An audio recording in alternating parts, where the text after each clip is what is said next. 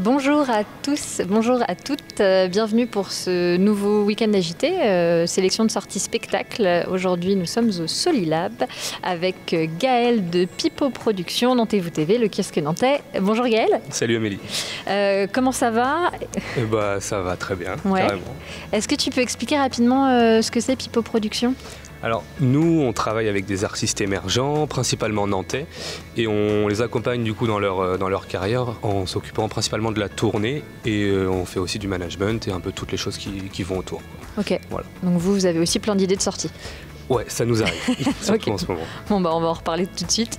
Moi, je commence un peu comme chaque semaine avec des idées de sortie spectacle sélectionnées par nos kiosqueurs et kiosqueuses. La première idée de sortie, c'est une idée danse et c'est un événement à ne pas rater ce week-end à Nantes, donc samedi, dimanche. Ce sera au Centre chorégraphique national de Nantes. Alors, je ne sais pas si tu connais un petit peu les centres chorégraphiques nationaux, mais l'objectif, c'est vraiment de soutenir la création donc dans la danse, dans les arts chorégraphiques, l'ouverture au public. Et à Nantes, on a la chance d'avoir un centre chorégraphique national qui justement œuvre aussi pour créer du lien avec les habitants. Et ce week-end, c'est leur festival qu'ils font chaque année de printemps qui s'appelle Primavera.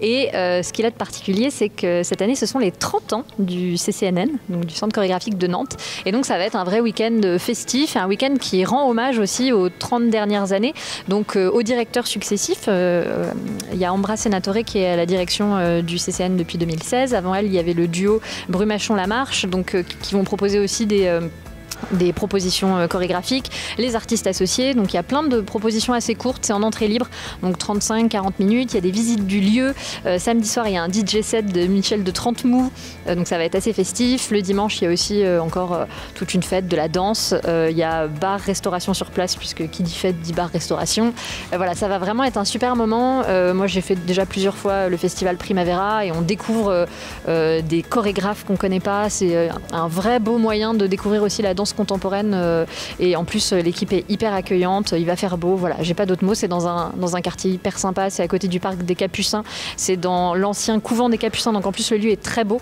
très chargé d'histoire. Voilà, allez-y, c'est le week-end qui arrive, donc samedi, dimanche, le festival Primavera, les 30 ans du CCNN.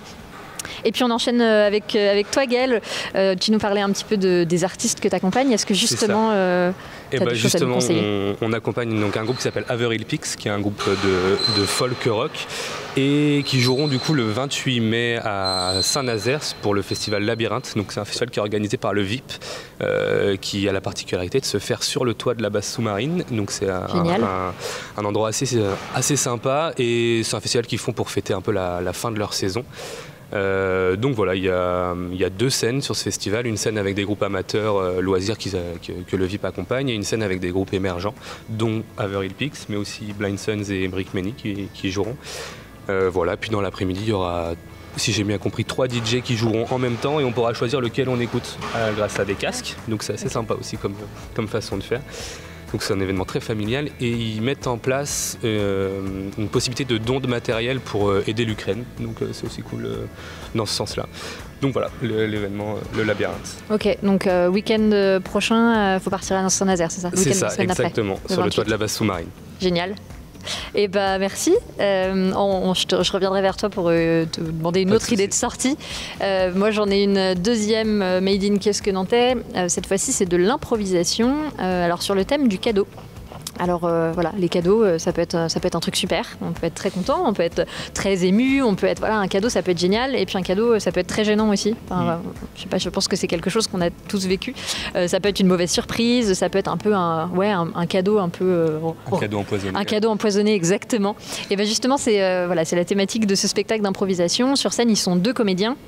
Et donc, ils vont jouer à recevoir, s'offrir ces fameux cadeaux qui seront bien ou pas bien, mais ça c'est le public qui décide justement en début de spectacle ce qui va en être, quoi, ce que ça va être ce cadeau, quel est le contexte, etc.